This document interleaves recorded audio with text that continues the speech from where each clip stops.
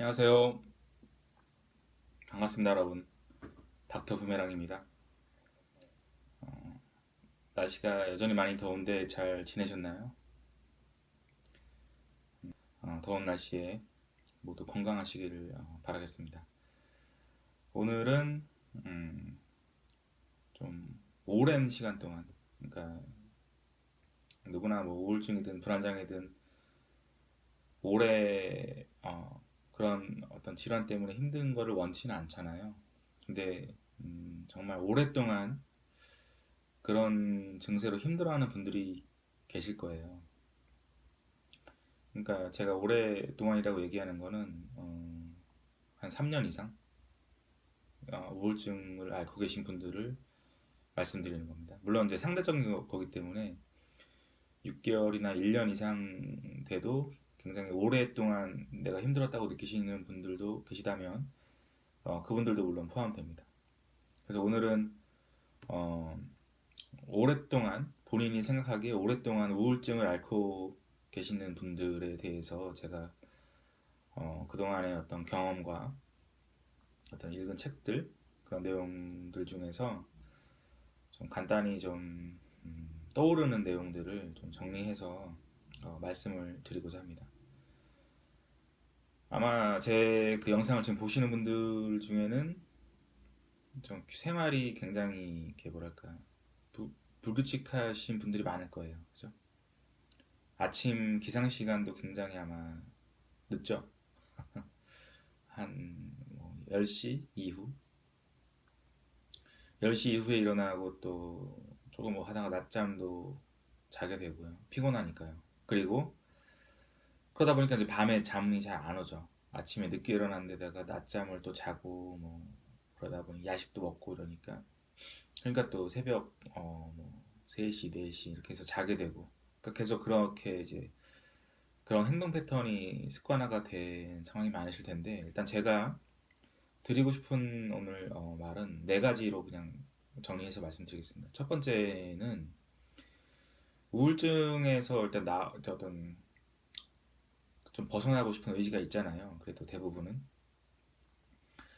좀 쉬운 거부터 좀 하셨으면 좋겠어요. 우울증에 지금 걸렸다는 거는 좀 감정 상태나 이런 게 굉장히 조절하기 힘든 상태예요. 그러니까 그런 분들에게 좀 힘을 내라고 아니면 뭐 의지를 이렇게 세우시라고 아니면은 감정을 좀 뭐랄까 좀 컨트롤할 수 있는 뭔가 하라고 이렇게 제안하는 건 상당히 좀 어떻게 보면 힘든 어떤 태스크를 주는 거죠 제가. 그래서 그런 거보다는 오히려 감정보다는 몸에 좀 자기의 몸 상태나 몸에 대해서 좀 신경을 쓰시는 게 좀 더 쉽고 효과적이에요. 그러니까 몸을 위해서 할 수 있는 걸 한번 생각해 보세요. 예를 들어서 뭐가 있을까요? 쉬운 거부터 아주 쉬운 것부터 생각하셔야 돼요. 그러니까 물을 좀 많이 드시는 거라든가 카페인을 좀 줄이는 거, 커피 같은 거를 좀 이제 가급적 줄이시고 어, 자기 어떤 영양 상태를 좀 생각을 해보세요. 근데 심한 어떤 중증의 우울증으로 오랫동안 계셨다면은 아마 영양 상태가 안 좋거나 반대로 과도하게 영양이 많거나 둘 중에 하나일 가능성이 커요. 그러니까 좀 균형 잡힌 영양분을 그런 어떤 다이어트 하는 습관을 좀 되찾으실 필요가 있고요. 그리고 좀 이렇게 심호흡, 심호흡하는 습관을 좀 들여보세요. 이렇게 좀 길게 들이쉬고 잠깐 멈췄다가 이렇게 들이마신 시간보다 한 2배 정도 시간 동안 이렇게 내쉬는 그런 심호흡. 그리고 지금 우울증에 걸린 분들은 이게 어떤 그 감정이 좀 감정 중에서 좌절감과 어떤 상실감과 더불어서 분노가 꽤 많죠. 분노가 있기 때문에 이게 몸이 기억을 해요. 그런 책도 있잖아요. 몸은 기억한다라는 책. 그러니까 그 몸 중에서 화가 많이 몰리는 파트를 좀 이렇게 스스로 좀 다독여 주세요. 예를 들어서 이제 가슴에 많이 몰리죠, 화가. 그런 건 가슴을 좀 이렇게 이렇게 툭툭 친다든가, 이렇게 두 손을 모아서 이런, 예, 이런 거, 아니면 뭐 손을 이렇게 모아서 이렇게 클리킹하고, 예, 뭐 오른쪽 코를 막고 들이쉬고, 깊이 들이쉬고, 그다음에 이거를 바꿔서 왼쪽을 막고 오른쪽으로 내쉰다든가, 이런 거, 이거를 한 뭐 하루에 10번 정도 연이어서 계속 한다든가, 아니면 이제 가슴에 이제 화가 있으니까 여기를 좀 자기 의식이 모였다고 생각하고, 어떤 자기가 사랑하는 사람 아니면 뭐 아기를 대하는 마음으로, 케어링하는 마음으로 여기 이렇게 이렇게 하면 이렇게 바이브레이션이 되죠. 그래서 하면서 진동을 통해서 이쪽 가슴에 있는 화를 좀 털어내는 그런 거. 그러니까 좀 몸이 오히려 편할 수 있어요. 감정이나 어떤 심리적인 뭐 인지적인 거는, 이게 감정적인 게 몸이 좀 뒷받침이 안 된 상태에서 바로 하기가 오히려 어려울 거예요. 그러니까 이게 어떤 첫 번째 방법이고요. 이와 더불어서 지금 제가 좀 제안하고 싶은 거는, 자기를 좀 해줄 수 있는 친구나 어떤 가족을 좀 찾았었으면 좋겠어요. 그게 어쩌면 제일 필요할 거예요. 그러니까 자기를 이해해주는 사람, 좀 잘 들어줄 수 있는 사람. 근데 이제 잘 한번 꼭 참 찾아보세요. 그런 분들을 한 명이라도. 그러니까 그분들, 그러니까 이해해주는 사람들. 만약에 이제 지금 이 영상을 보시는 분이 반대로 우울증 걸린 그런 친구에게 도움을 주고 싶다면, 가장 필요한 거, 가장 중요한 게 그분들을 이해해 주는 거예요. 이야기를 잘 듣고. 근데 이야기를 잘 듣고 이해해 주는 게, 제가 이 영상에서 짧게 지금 뭐 10분, 15분 정도에 다 설명하기가 어려워요. 그만큼 좀 쉽지 않아요. 그러니까 우리가 제일 쉬울 거라고 생각하지만 어려워요. 그러니까 그건 제가 나중에 기회 되면 좀 자세히 한번 다룰 텐데, 일단은 이해해 준다, 이야기를 잘 듣는다는 거는 공감하는 거죠. 공감인데, 그러니까 그냥 이렇게 좀 제일 쉽게 할 수 있는 방법은 그냥 계속 들으세요. 중간에 뭐 이렇게 말을 오히려 안 하는 게 좋아요. 섣불리. 그러니까 예를 들어서 뭐 어, 예를 들어 이렇게 듣다가 이런 말 해서, 맞아, 뭐 나도 그거 무슨 말인지 알아, 너 마음 다 알아, 이런 말. 나도 그랬었는데 그때 나는 이래 있고 원래 그런 거야, 막 이런 식으로 말을 하게 되잖아요. 급한 마음, 이렇게 돕고 싶은 마음에. 근데 그게 그렇게 하면은, 물론 그 의도는 이제 친구로서 좋은데, 상대의 그 경험이나 감정을 약간 사소한 거인 것처럼 만들 수가 있어요. 그러니까 이제, 그러니까 영어로는 이제 그거를 심퍼시라고 하는데, 그러니까 제가 말하는 거는 공감이에요. 공감은 이제 엠퍼시. 그러니까 엠퍼시하고 심퍼시는 다른 거예요, 완전히. 그러니까 굳이 비유를 들자면, 그러니까 동정하는 거죠, 동정. 심퍼시는. 그리고 엠퍼시는 공감인데, 예를 들면 이제 어떤 친구가 물에 막 빠져서 허우적거리는 친구가 있을 때, 그 위에 뚝에 서서 그냥 뭐 힘들지, 아유 어떻게 하냐, 뭐 이렇게 막 그냥 그러고만 있는, 막 그냥 동정 어린 눈빛과 어떤 그런 말만 하는 상황에 있는 사람을 가리켜서 동정하고 있는 거, 심퍼시를 하고 있는 거라고 볼 수 있고, 엠퍼시를 한다면 그냥 물에 그냥 같이 들어가서 별말 하지 말고 그냥 이 친구에게 필요한 게 지금 뭔지, 어떻게 하면 여기서 나올 수 있는지를 같이 고민하면서 그냥 나오는 거예요. 그래서 같이. 그게 엠퍼시예요. 공감.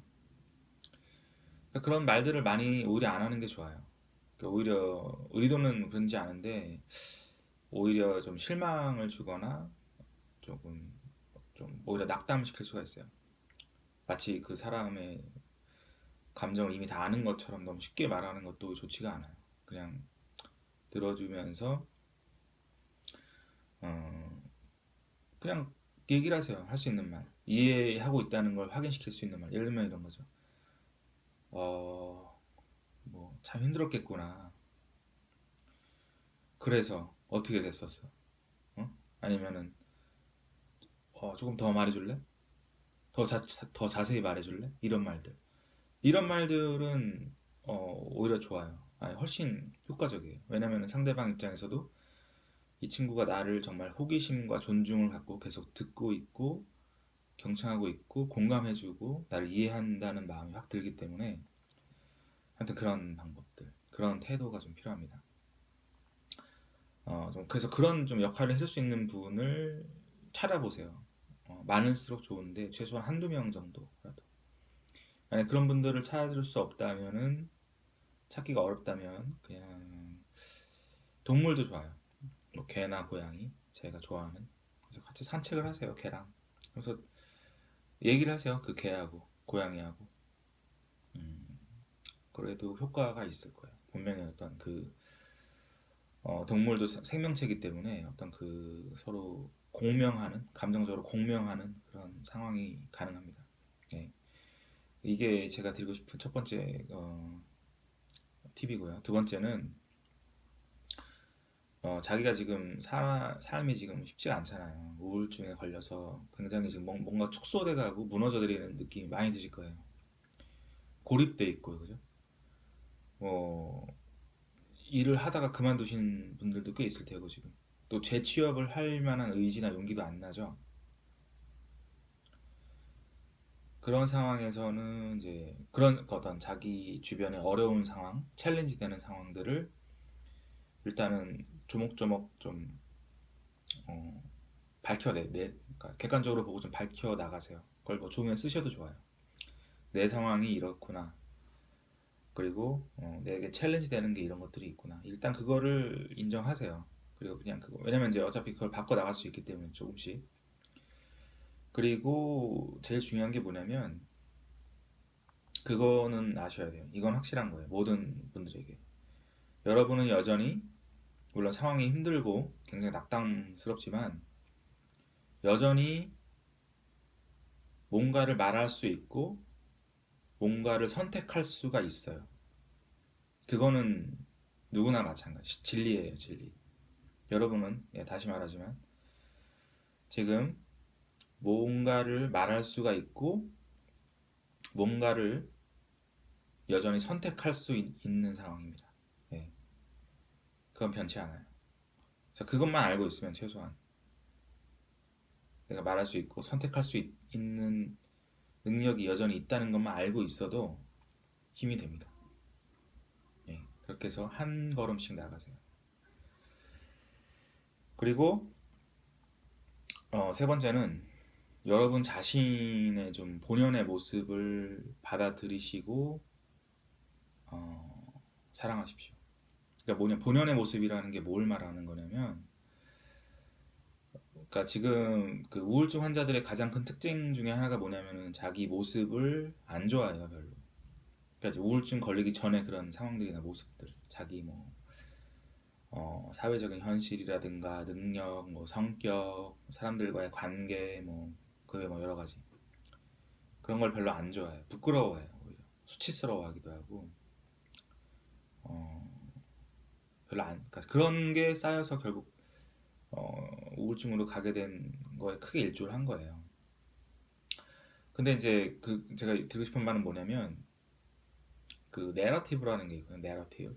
그러니까 소셜 내러티브라는 게 뭐냐면 그 우리가 우리를 지금 바라보는 거 만약에 이제 홍길동이라는 분이 계시다면 홍길동은 본인의 모습을 보통 느끼잖아요. 나는 이런 사람이다라고. 근데 그게 그 사람의 어떤 본연의 모습이라기보다는 사회적으로 어떤 부여된 그 렌즈? 우리가 렌즈를 통해서 뭔가를 보잖아요. 근데 그런 사회적인 렌즈가 굉장히 많아요. 이 사회에.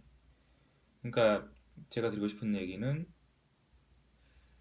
그 자기의 본연의 모습이라는 거는 사실 우리가 그냥 사회적인 렌즈를 우리의 본연의 모습 그 위로 많은 렌즈를 쌓다 보니까 진짜 모습을 좀 망각하고 사는 경우가 되게 많아요.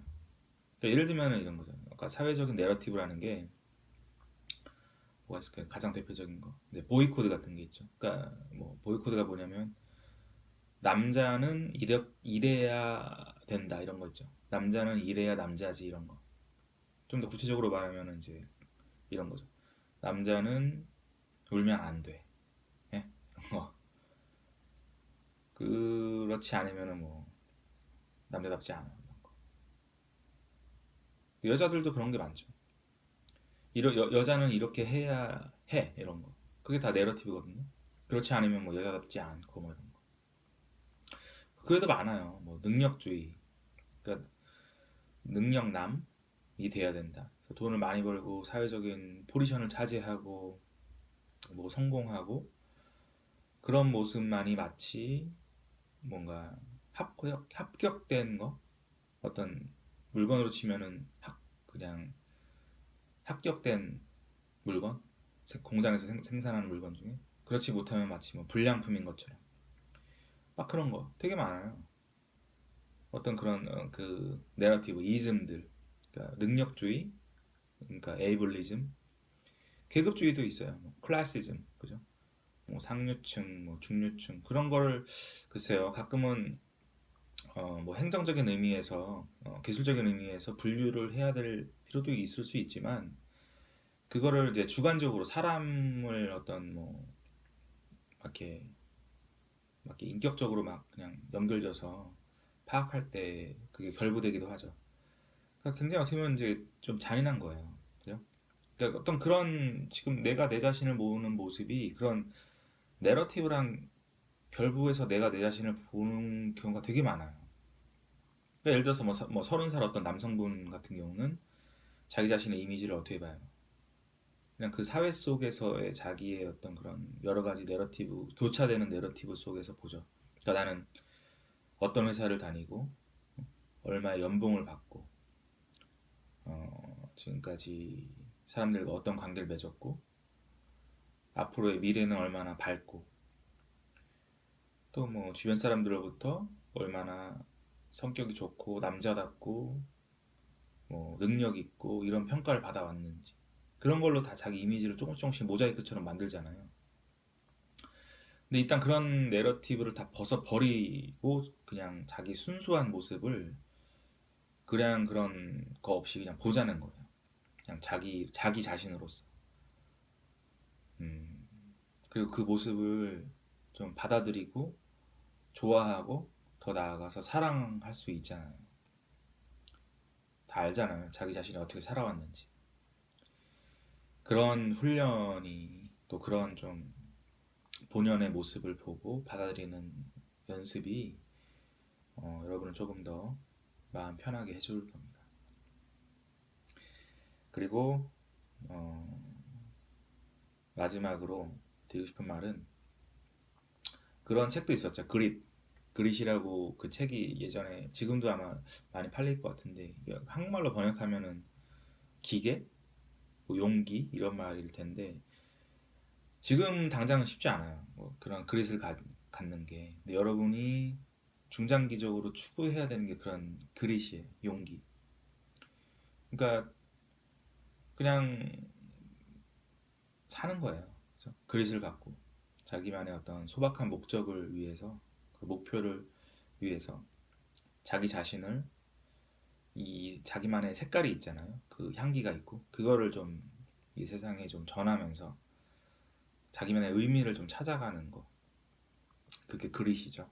남들이 뭐라 해도 그냥 그런 거는 너무 신경 쓰지 마시고 자기만의 가치, 자기 본연의 모습을 프라이드를 갖고 나가는 그런 태도. 그게 용기죠. 어, 이 네 가지에 대해서 오늘 좀 말씀을 같이 해봤습니다.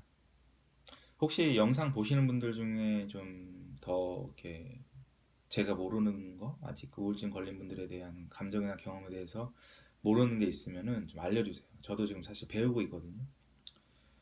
어, 여러분들의 그런 모든 경험은 다 달라요, 사실. 뭐 100명의 우울증 환자가 있으면은 그 증세나 상황이나 감정이 다 달라요, 사실. 그러니까 좀 저한테 알려주세요. 저도 좀 그런 데이터를 모아서 더 참조할 수 있도록 해주시면 감사하겠습니다. 제가 이번 주에 본 그 내담자분 중에 어떤 여성분이 있었는데 그분께서 이제 그런 말을 했어요.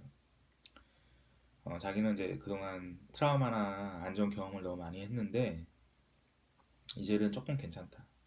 그러니까 괜찮다는 의미는 이제 더 이상 그런 안 좋은 일이 안 생길 거라고 믿어서 그런 말 한 게 아니라 그런 거가 앞으로도 생겨도 나는 다 받아들이고 그런 거를 그냥 너무 신경 쓰지 않고 묵묵히 자기 목표를 위해서 나아갈 수 있는 권리가 있고 그럴 힘이 자기 안에 있다는 걸 알고 있다고 얘기하더라고요.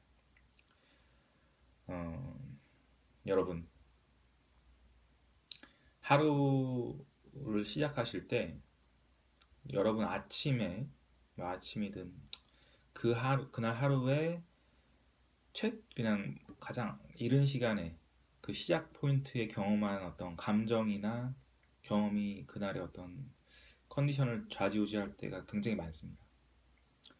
그래서 여러분 가급적이면 아침에 일어나셨을 때 일찍 일어나라는 말은 아니에요.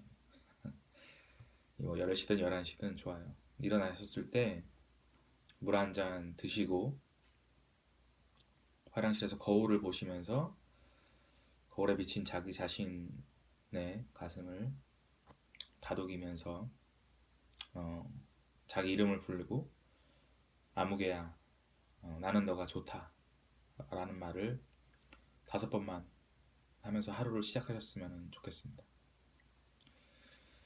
예, 우울증 때문에 오랫동안 힘든 분들에게 제가 작은 공감의 마음을 전하고 싶습니다.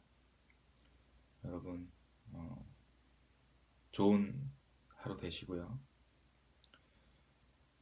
그 어떤 경우에도 이 상황이 끝이 아니고 다 나중에 여러분에게 귀한 어떤 경험과 자산이 될 수 있을 거라고 믿으시고 이 어떤 상황에서 조금 더 좋은 상황으로 일보 전진할 수 있기를 진심으로 기대합니다. 모두 건강하시고요. 행복하십시오. 감사합니다.